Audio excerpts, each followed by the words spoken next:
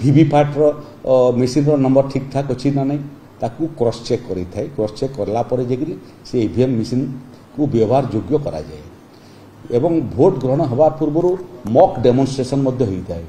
थोड़े ट्रायल रे किए बीजेपी किए बीजेडी किए कांग्रेस इमिति भोट देबे देला पर गणति हेबो जे प्रकृत रे जो स्विच टिपुचु से स्विच रे थिबा चिन्ह को भोटटा जाउछि कि नहीं सब सियोर हला परे मेसीन टाको सील करा होउछि एवं भोट ग्रहण होउछि।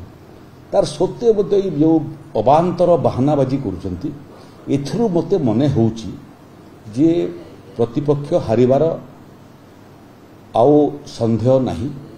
भारतीय जनता पार्टी ए निर्वाचन रे जिणिबो एवं जेते अधिक बहानाबाजी बिजु जनता दल करिवो मते लागुछि जे व्यवधान मध्य सेतकी बेसी ही जीवो।